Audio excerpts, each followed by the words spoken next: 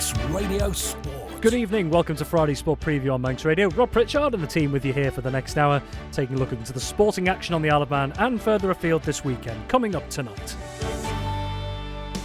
The top two in the Canada Life Men's Premier League meet on Saturday amongst the latest Isle of Man football fixtures. After another heavy defeat in midweek, FC Isle of Man must dust themselves down and go again as they face free-scoring Pilkington in the NWCFL Premier Division. In rugby, we hear from Vagabonds Ladies ahead of their season opener, as well as taking a look at the other sides taken to the field on Saturday and Week 2 beckons for the 2025 Isle of Man mixed hockey season. That is all to come this evening.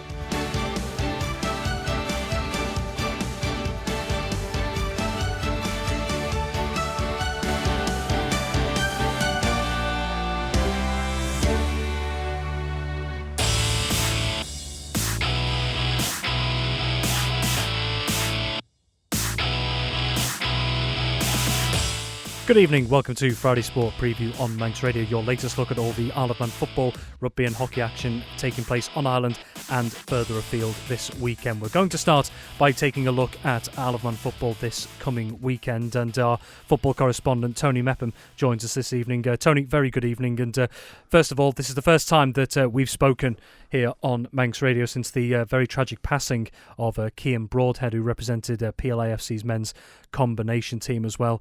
Huge shock to the footballing community and the whole of the island as well, Tony.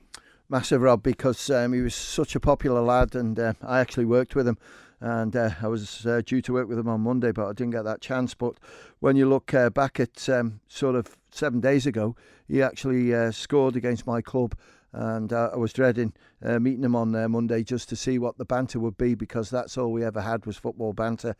And he captained the team with pride. He was on the appeal committee last year. He stepped down this year because just with their commitments and going to watch his beloved Liverpool, and just anybody that knew him, he was going places as a tradesman.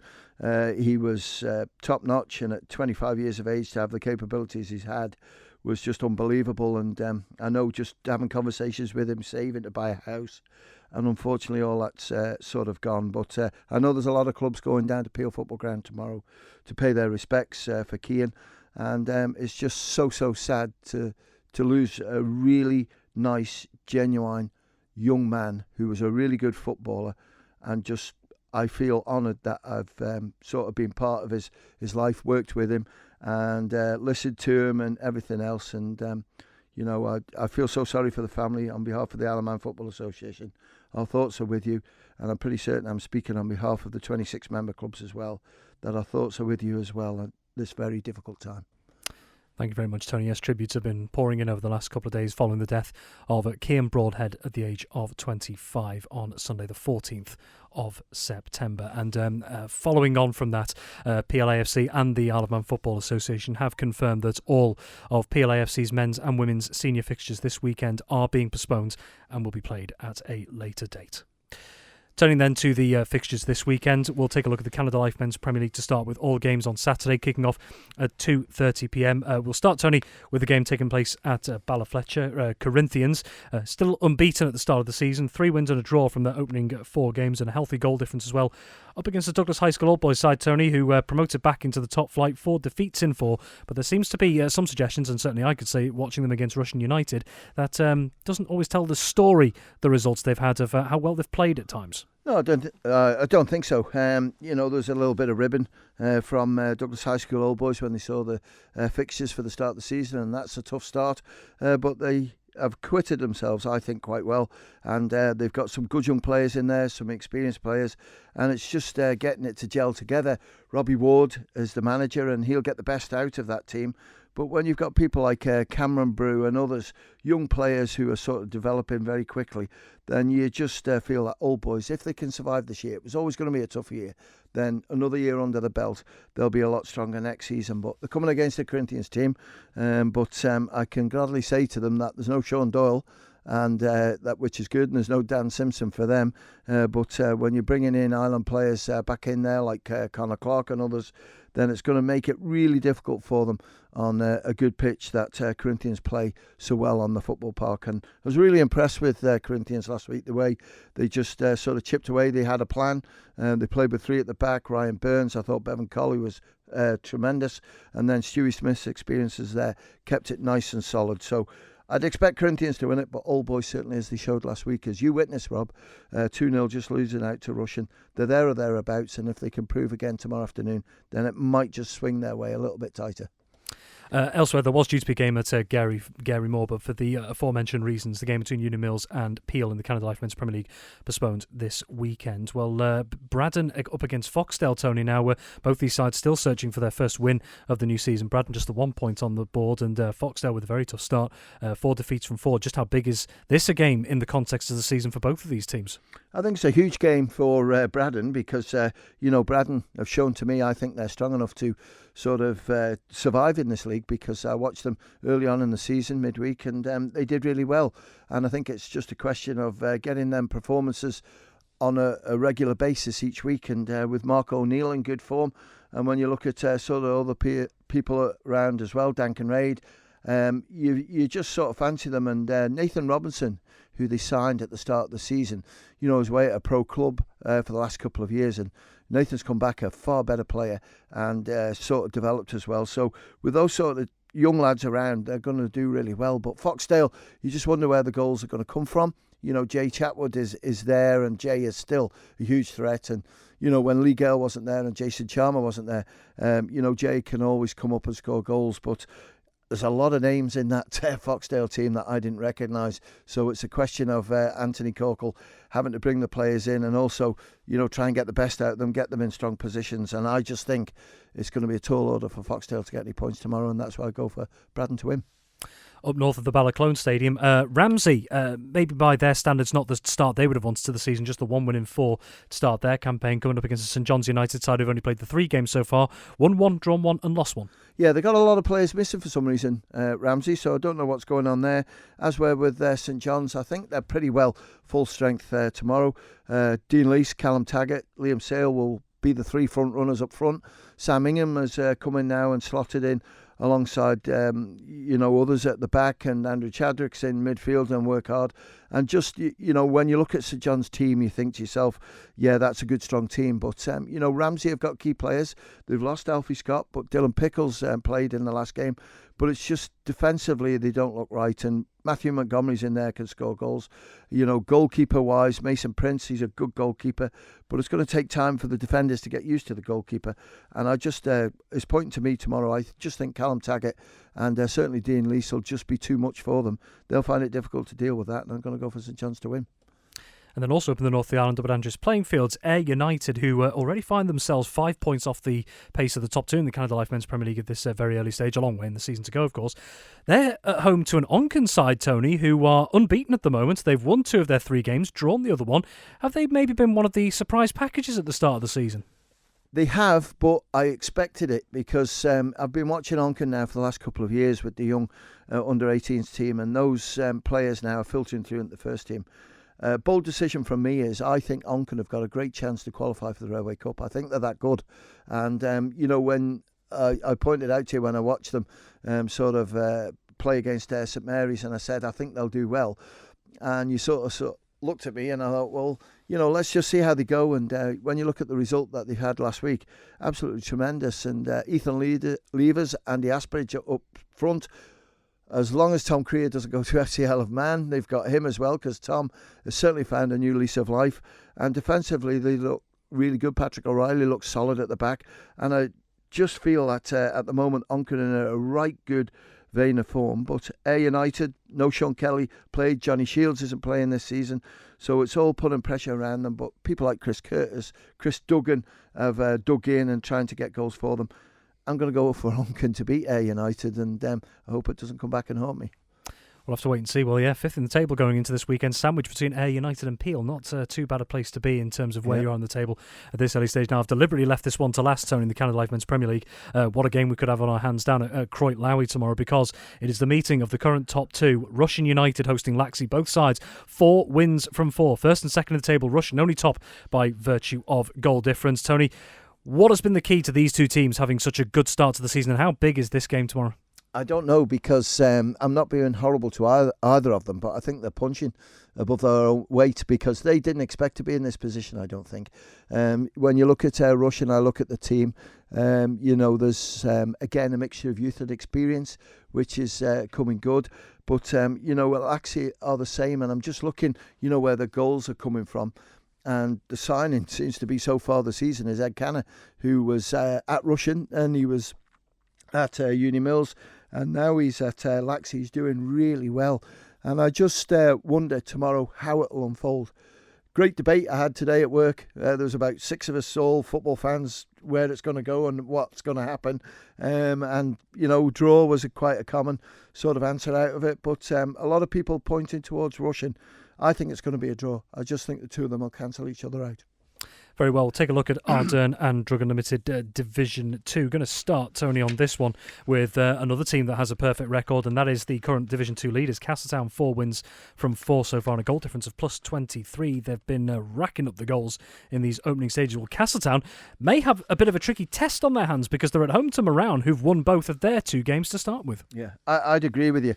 And I'm going to go for Moran to win this one, purely because I know Castletown have been scoring an awful lot of goals. Alex Crowley has been in the thick of it, but when you look at Rob Tier and others right the way through, they've been sharing the goals around, which is absolutely brilliant. And Ayr United in a great position when you look at it, play 4, 1-4 and a goal difference of 23, absolutely brilliant. But Moran, are in 4th place, Rob, but they've only played 2 games, but they've got maximum points on that one. And checking on their team sheet, when you've got David Reynolds, who left Laxey, came to Moran, good centre back, he could play in midfield as well. But defensively they've looked pretty solid, and I just wonder if this one here will get a win, or will it be a draw? I think both teams will go for it. Both teams could score goals, and I just think Moran will just pip it at the end of the game. And in the north of the island, Ramsey Youth Centre and All Boys still searching for their first win of the new season. They're winning a draw and a defeat in their opening 2 games so far. They'll be at home to Governors Athletic, also looking for their first win of the season. Well, they are, and I think Ramsey Youth Centre probably be a little bit disappointed where they are with it, but they've only played 2, but they've only got that 1 point. But Governors Athletic, have just got a lot of sort of new players in there. I know Billy Sweeney's up there and he's mixing things around, but I think Governors will find it a bit difficult. I think Ramsey Youth Centre just need to get their first 11 out, and then they'll cause a few problems and then start climbing up the table. So I'm going to go for Youthy to win. Yeah, had a positive campaign last time out as well, Ramsey Youth Centre and All Boys. Well, in the south of the island, Maloo. So Maloo, 2 games under their belt so far, a win and a draw for them. They're going to be coming up against Douglas and District. Tough start again for them this season, Tony. 4 defeats from their opening 4. It is with Douglas and District, and again, I was looking at their team sheet. Mark Quirk's in there playing up front, so you've got Darren Armstrong there at the back in goal, but it just hasn't quite happened for them. They've conceded an awful lot of goals, as well with Maloo. They're rebuilding, but they've got some quality in there. Dean Kinley, Paddy Cooper, really good. And I just feel that Maloo might just prove a little bit too strong. I think Kim Krippner's suspended, so he won't be able to play in this one. So I just feel that the players that they've got there, they've got enough to win it, and that's why I go for Maloo. I've already mentioned the team at the top, Castletown. Well, sandwiched between Castletown at the top and Moran in 4th, who Castletown play tomorrow, are 2 other teams who've had very positive starts to the season, and they both meet tomorrow, 2nd versus 3rd. Colby versus Pulrose United, Tony. Now, Colby, 2 wins and 2 draws, no defeats from their opening 4. Meanwhile, Pulrose winning 2 of their opening 3, just that 1 defeat, which came against Moran last weekend. This could be an intriguing one on paper, at least. Definitely, and I just don't know what happened with Colby last week, because they really struggled in the first half, got it together in the second half, and scoring loads of goals. And as we've highlighted, Steve Collister's gone back to him. Carl Hickey, their top goal scorers, back in the team as well. So the manager's going to have to change things round. Jordan Edge has been in great form. He's been scoring plenty of goals in there. And, against Pulrose, when you look at Owen Canepa, Joe Canepa in there, Barry English, there's lots of goals that have joined them, because, Owen could score for St Mary's, no problem, in the first division. So he's got to sort of try and pit his wits now in Division 2. And this is going to be a great game, because it'll be real full committed. James McGinn's in there as well. So there's a lot of quality on show. Tough one to predict this, Rob. It's going to be sort of who plays for Colby, I think. If Colby have strongest starting lineup, I think they'll take it. But if they're missing one or two, I think Pulrose will take the result. Very well. Looking to Canada Life Combination 1. The 5 games there this weekend, Tony. There is, and Douglas High School Old Boys against Corinthians. Corinthians disappointed last week to be leading against Peel 3-1 and then get beat 5-3, but I think they've got enough to beat Old Boys, so I'll go for Corinthians to win. Foxdale against Braddon. Foxdale again, one or two players have had to come in and sort of help them out, and Braddon a little bit too strong for them, I think, so Braddon to win. St John's against Ramsey. I think Ramsey will win this. I think if players are back in the first team, that will help strengthen the combi, so I'll go for Ramsey to get the result there. Onken against Ayr United, I'll go for Onken to take that result, and Laxey against Rushen. As we're seeing, Rushen, one of the strongest teams in this combination 1, looking good so far this season. Top of the league, played 4 with 10 points. I'll go for Rushen to take the points away from Laxey. Yeah, and just a bit of context as well in terms of how the table looks in Canada Life Combination 1 after the opening 3/4 games, depending on the teams and how many games they've played. It's Rushen United currently sitting top on 10 points.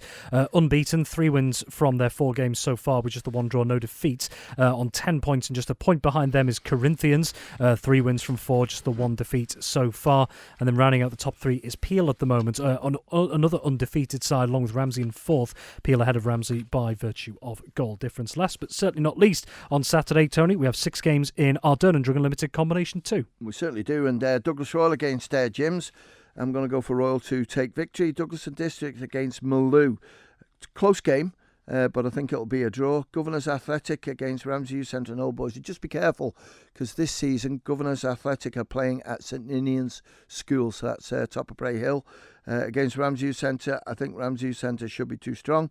Douglas Athletic against Pulrose. At the moment, we haven't got a referee for this game. So if there's anyone out there who is a referee, or anyone who wants to referee this game, please give us a shout at the FAO. Meeting of the top 2 in Combination 2 tomorrow. Well, exactly. So it'd be nice to get that one out of the way. But I'm going to go for Athletic just to win it.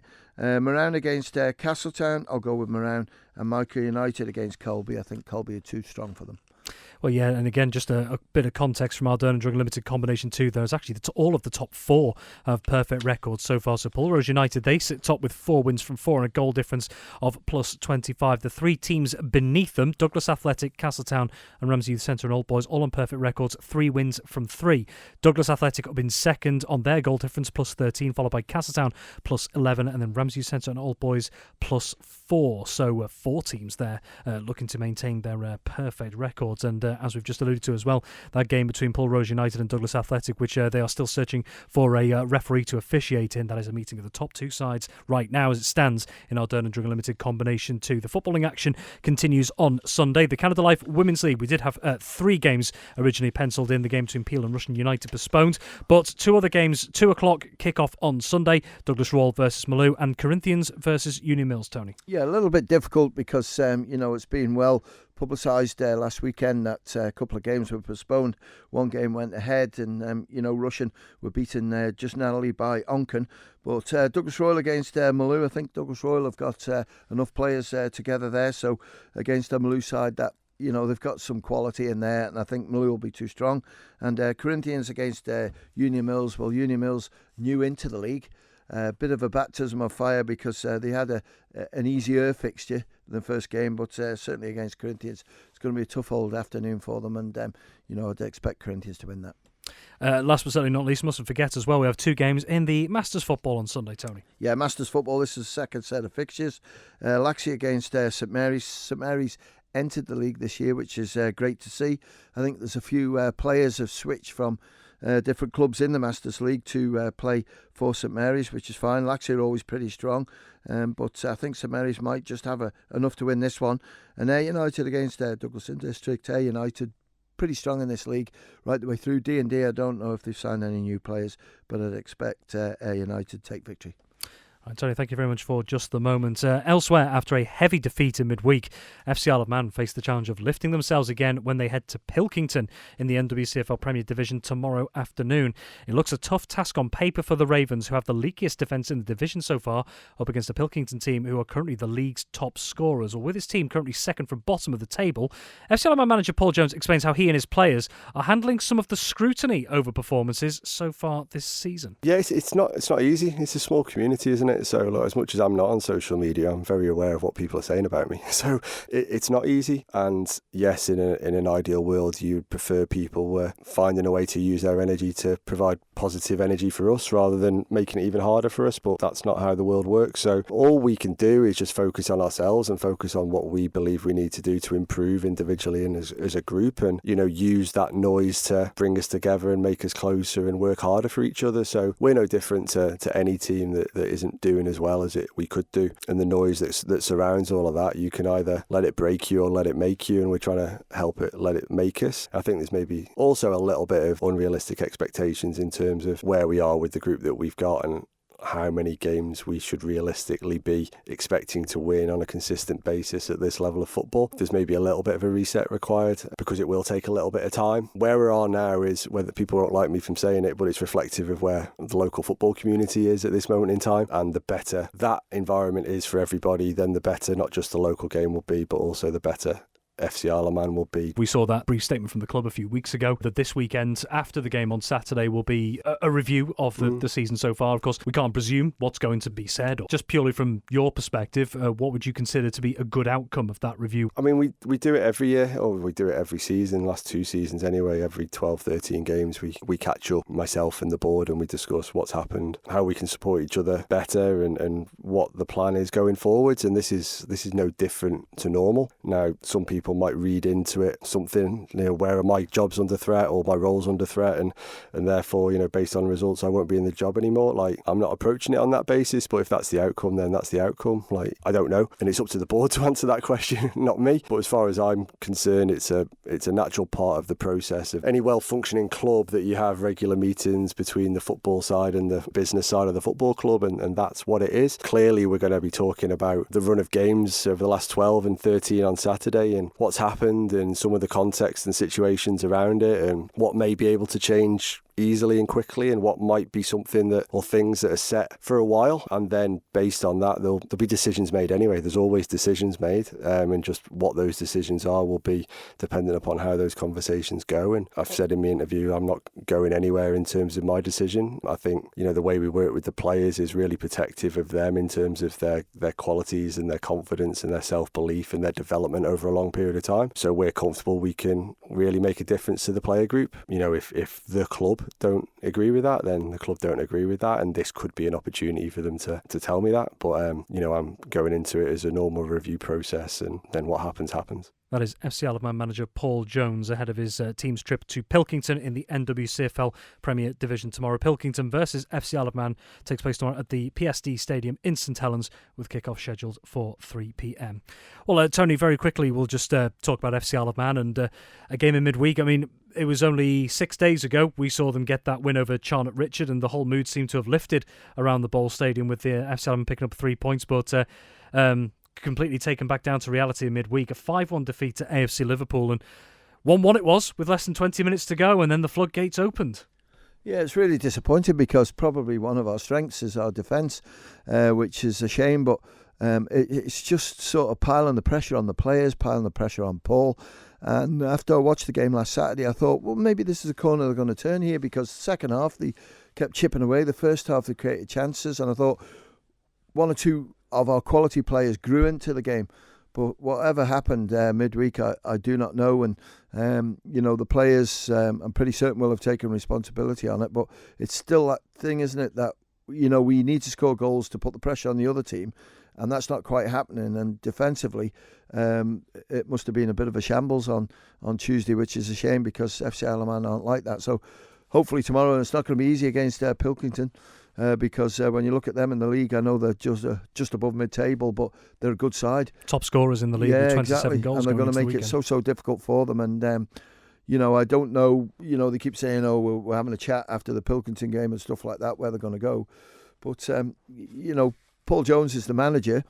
And with respect, Paul Jones is probably the best person to do that job. For whatever reason, I know there's key players that aren't playing this year. And I know Paul keeps saying that, the players that have come in, they're younger and it's going to take time. It is going to take time. But unfortunately, the supporters, and when you're looking at possibly relegation, you haven't got that time. You need to try and switch it round very, very quickly. And I wouldn't want Paul's job for a gold clock, because the criticism he's getting is a little bit harsh, I think, because at the end of the day, if they want him to go or whatever, who did he get in? And is Paul the man for the job? Of course he is, but everything's going against him, which I just hope it sorts itself out. Well, elsewhere today, FC Isle of Man did actually announce a new signing for the club. FC Isle of Man announced the arrival of 16-year-old Ethan Martin Edge, a former Castletown player and Castle Rushen High School student. Ethan is now part of the Stephen Gerrard Academy in Liverpool. FC Isle of Man goes on to say he is a highly rated attacking player. Ethan can also operate at right back, and his high intensity and ability saw a number of clubs interested in him, with Ethan choosing to represent his home team after a chat with Paul Jones about how the Ravens can further his development. Welcome aboard, Ethan, is the message from FC Isle of Man there. So another young player added to FC Isle of Man's ranks, and maybe just something a little bit different. Yeah, it can be something a little bit different, because Dean Pinnington was the same. You know, Dean sort of came in, and then, yes, fair enough, he went to Bury, and then he's sort of come back. But it's just not clicking, you know, in that midfield. It's not clicking up front, and, you know, anyone, fresh legs, can come in and cause some problems then, albeit, you know, because something needs to alter. The confidence needs to get back in the team, and any confidence that they picked up from last Saturday is probably gone after that result on Tuesday. So, you know, at the moment, the management team, Gaz Lloyd and certainly Paul Jones, will sort of try and make the players feel a lot better than they probably do at the moment, but it's such a bit of a struggle for them then. Collectively, we need to try and get it right, and I haven't got any answers neither, because it's such a difficult job to do, to try and, you know, get them results, get them climbing up the table, and then let it form on to get themselves out of that danger zone. Yes, Tony, thank you very much indeed. Well, yeah, FC Isle of Man, a 3 o'clock kick-off away at Pilkington tomorrow. Then they have a week off after that, and then the Ravens would next be in action at home on the 4th of October, Saturday the 4th of October, against Barnoldswick Town. Kick-off that evening at 6 p.m. That's the footballing side of things covered so far. Next, we'll be taking a look at rugby, and also catching up with Vagabonds Ladies, who have their season opener on home soil tomorrow. We'll be back in just a couple of moments. Manx Radio Sport.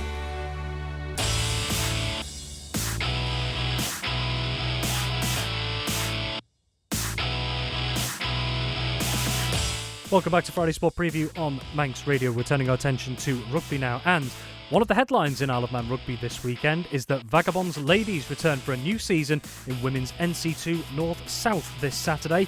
The Manx side will kick off their campaign on home soil as well when they face Sale FC 1861's second team at Ballafletcher tomorrow.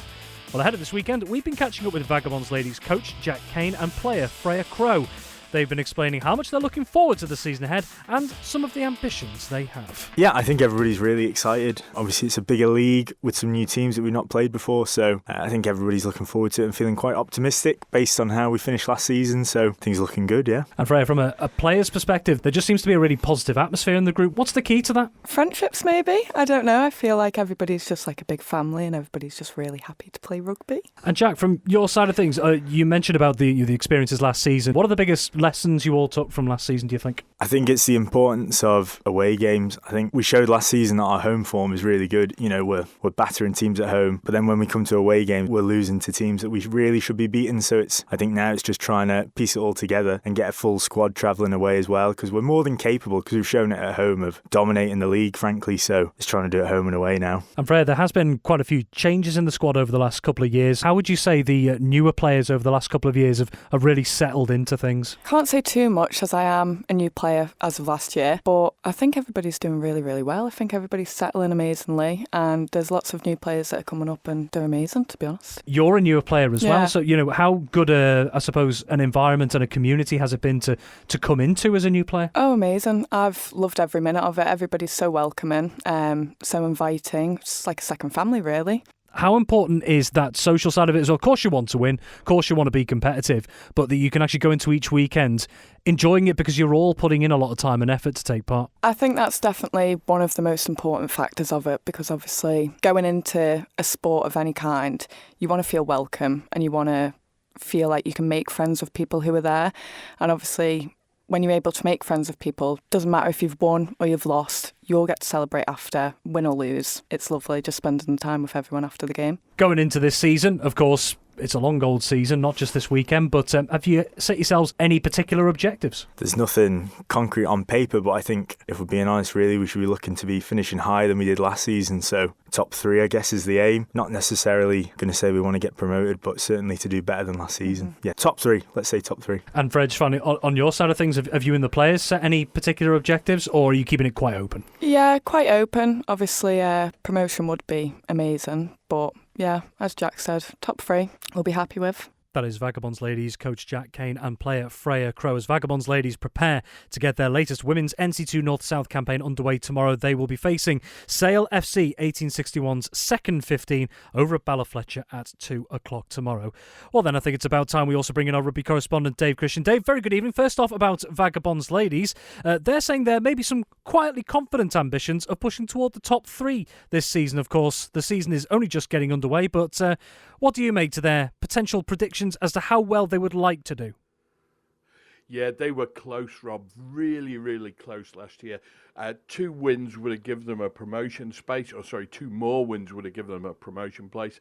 And they had 2 very narrow defeats. I think 14-12 at home against Lee, and there was a close game away at Eccles as well. And if those 2 had turned into wins, they wouldn't be in Women's NC2 North-South, as it's called this season.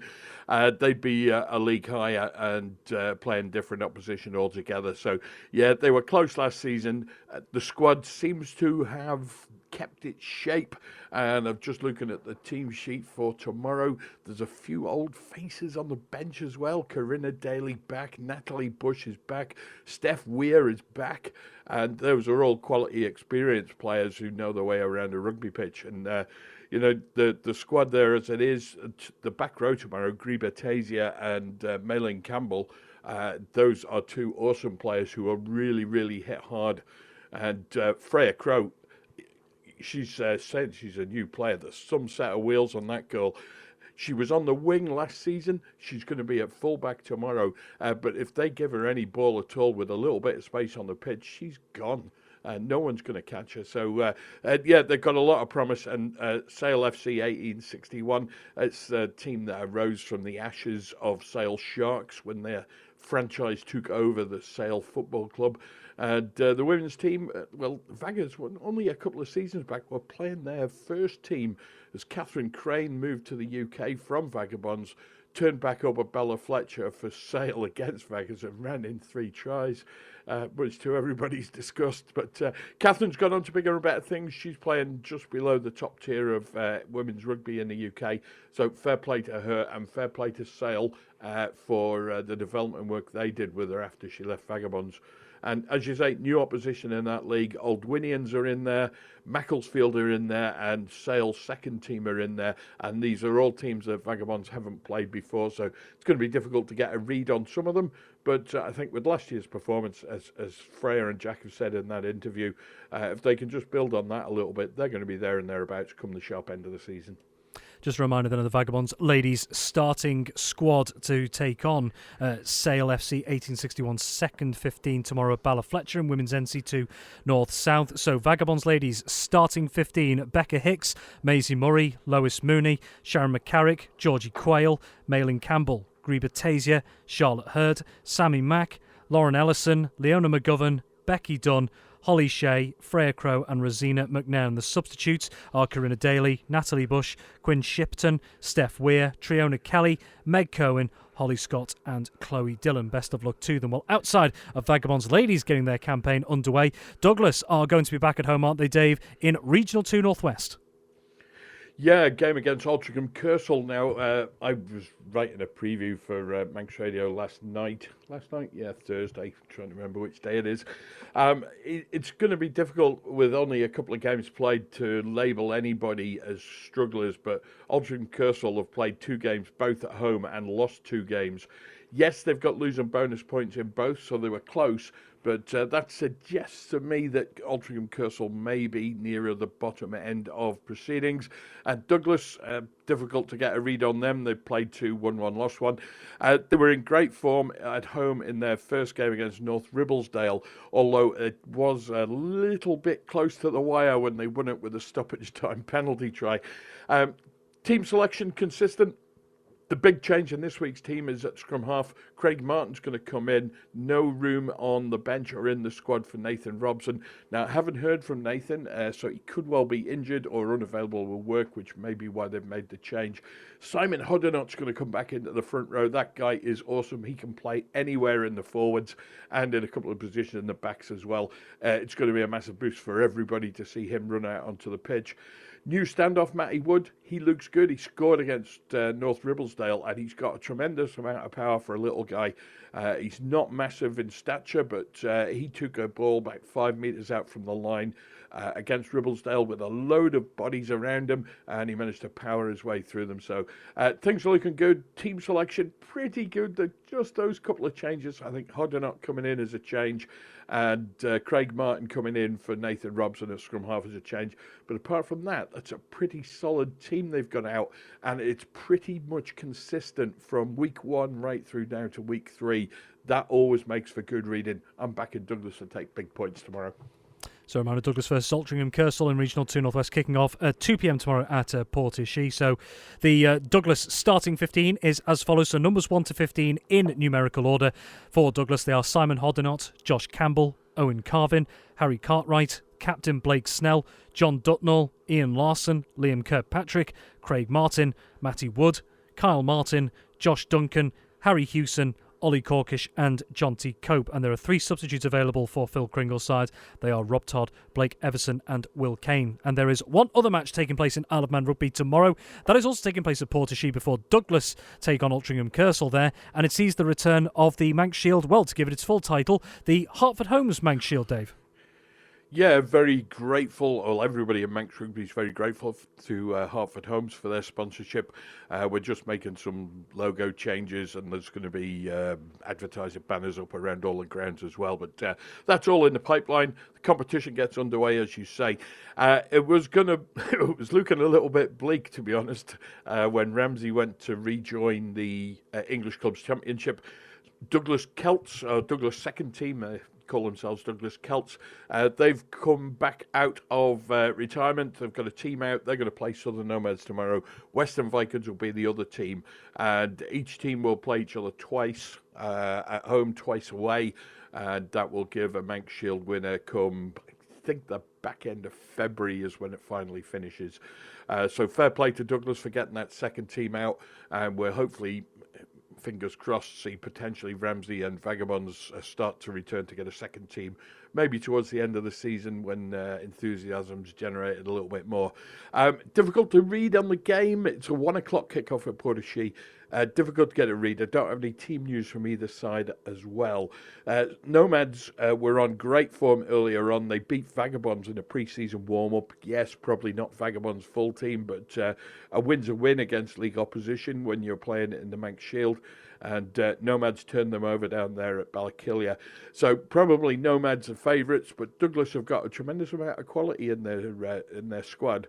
And with only 3 subs required for the first team, they should have some very experienced bodies to run out against Nomads and could give them a shock if Nomads take it lightly. Plus, of course, the weather conditions tomorrow aren't forecast to be brilliant, and when the weather conditions aren't great, it's a bit of a leveller for the weaker team.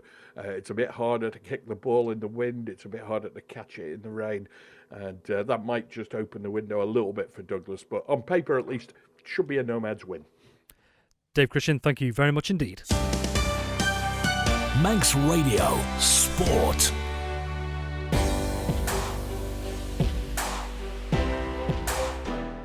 Going to turn our attention to hockey now, and week 2 beckons of the 2025 Isle of Man mixed hockey season. The season openers took place across the islands and across the divisions last Saturday, with a couple of teams across the respective levels making early strong statements. To go through what's going to come this weekend, our hockey correspondent Ben Cunningham joins us.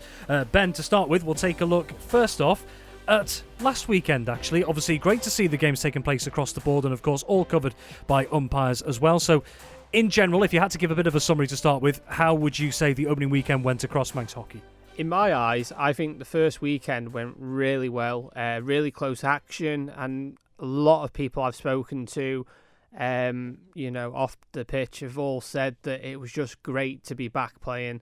Let's hope it's the same again this weekend. We've got a full set of fixtures, no postponements to bring this week, and all the fixtures are covered with umpires, so great news. Excellent news indeed. Let's take a look at those fixtures then. We'll start off with the Mixed Premier League. We'll go through these in chronological order. We've got two games pushing back at 12:35. And we'll start with the game taking place at the NSC in Douglas, and that sees the defending champions Backers A, who got off to a winning start last weekend, up against Vikings B. Seems a bit of a mismatch on paper at the moment, Ben, but of course, stranger things have happened in hockey. Absolutely, and of course, Backers A last week got a great win, but they did concede 2 goals against Castletown Southerners, newly promoted up into the Premier League. So Southerners can take, some good advantage from getting 2 goals past the current champions. But I'm sure Backers A would have loved to have kept a clean sheet. Vikings B, of course, last week they faced their A team and it went the way of their A team very convincingly. I'm pretty sure that Vikings B will want to try and do something this weekend, but it's going to be a tough ask against Backers A. Backers A win for that one. Indeed, the other 12:35 pushback. This one's down in the south of the island at King William's College. Castletown Celts, who were held to an opening day draw by Harlequins A, they're going to be coming up against Valkyries A, who took victory last weekend. And for the second week in a row, Castletown Celts game is going to be the game of the weekend for me. This game has been known to be very close, just like their game last week against Harlequins.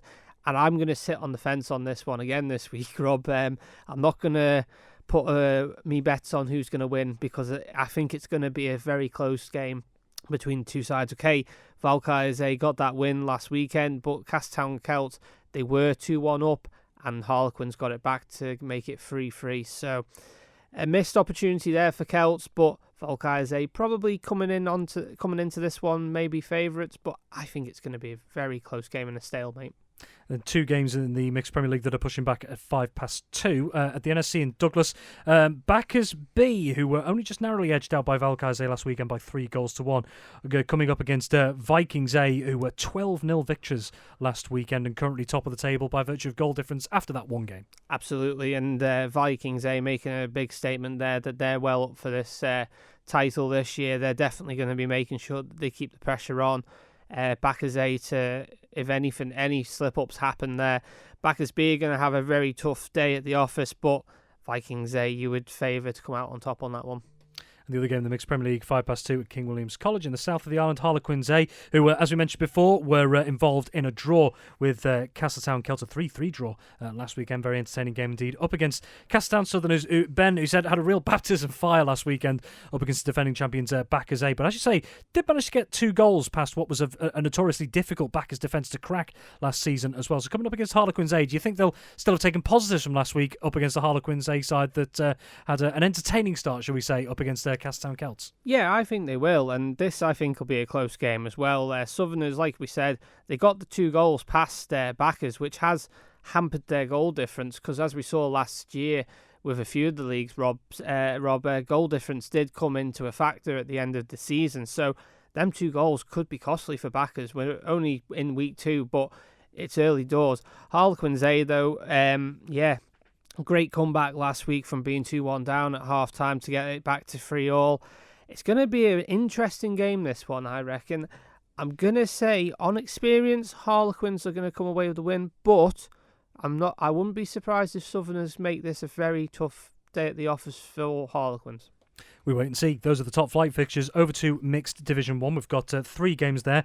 Earliest pushback is at the NSC in Douglas, and that is at 11:05 tomorrow morning. That sees Vikings C, who were beaten in their opening game of the season up against the Backers C side, who took a narrow 4-3 victory over Ramsey last week. Yeah, and it was an absolute thriller of a game that Backers C had last week against Ramsey A, and the report that came from both captains was just echoed what a great first game of the season it was for both sides, but Backers coming out on top. Vikings C, though, they'll want to make amends of their opening weekend defeat. I'm going to go for Backers C, though, on this one. And then at 12:35 up in the North Yard at Ramsey Grammar School, Ramsey A, who's just mentioned there, were narrowly edged out in that entertaining game against Backers C. They're on home soil, if you like, and they're coming up against the Valkyries B side, who won on the opening day by 3-1 last week. Yeah, of course, Valkyries B got that win last weekend over their C team. You would have favoured the B team to come out on top on that one. But as we've seen in other derbies, the lower team can beat the higher team. Ramsey A will want to make amends of that narrow defeat last weekend. It's going to be a close game, this one, I reckon. I'm going to be bold here, Rob. I'm going to say Ramsey A. And the other game sees at 2:05 at QE2, Harlequins B, who were victorious on the opening weekend last weekend up against Valkyries C, will be looking to bounce back from defeat to their fellow Valkyries team, the Valkyries B team, last time out. Yeah, and of course, Harlequins B, newly promoted into Division 1, had a great start last weekend with that victory over Vikings C, putting them second in the league, just on goal difference between Valkyries B and themselves. Valkyries C, they'll want to make amends of their opening weekend defeat to their B team. It's going to be an interesting game. Can Harlequins, though, keep their 100% record up again? Because they're still undefeated. And I know it was only the opening weekend of the season, but just looking across all those results in Mixed Division 1, early days, of course, but no game was won by higher than a 2-goal scoreline, so maybe tells you how tightly contested games were. Very quickly, we'll take a look through 3 games in Mixed Division 2, Ben. Yeah, the first one in Mixed Division 2 is at 11:05. That's Vikings D against Castletown Cosney. I'm going to go for a Vikings D win on that one. That's at Castle Rushen High School. 2:05, we've got Ramsey Ravens against Castletown Cushags. That's at Castle Rushen High School. I'm going to go for a Ravens win on that one. And then the final game is Castletown Camags against Backers Colts, and that's at 3:35 at QE2. Backers Colts had a great win last weekend and scoring plenty of goals. I'm going to go for a Backers Colts win. And rounding out the senior leagues on Saturday, we've got the 4 games in Mixed Division 3. Yeah, Backers D against Castletown Carricks is the first one at 11:05. I'm going to go for a Backers D win on that one. 12:35 is Harlequins C against Backers Mixed Bucks, and that's at QE2. I'm going to go for a Harlequins C win on that one because I'm really looking forward to getting back on the pitch this weekend. And again, 12:35 is Vikings E against Harlequins D. That's at Castle Rushen High School. Harlequins D, newly formed this season, had a great opening win. I'm going to go for a Harlequins D win on that one. And Ramsey Rookies against Valkyries D, 2:05 at Ramsey Grammar School. I'm going to go for a Valkyries D win. And outside of that, just a reminder, 3 games in the Mixed Under-15s League, all pushing back at 3:35. At the NSC, it'll be Backers versus Vikings. And then Castletown Sabres versus Ramsey at Ramsey Grammar School. Castletown Sharks versus Harlequins at Castle Rushen High School. All of them pushing back at 3:35. Just very quickly, Ben, got around 30 seconds here. Just a reminder for those who may be tuning in to find out what's going on tomorrow. We also do have live cup draws taking place tomorrow. Yep, so tomorrow night on Classified between 5 and 6, we are going to be doing the draw for the Mixed Cup, Mixed Plate and Mixed Bowl first round. And then from there on, we have a table which will then work out the rest of the round. You'll be able to listen to the draw on AM 1368 online. And we are also going to live stream it on the Manx Hockey Association Facebook page. Ben, thank you very much indeed. Well, finally tonight, a big Manx contingent is heading to the UK this weekend to take part in the returning Celtic Match Races.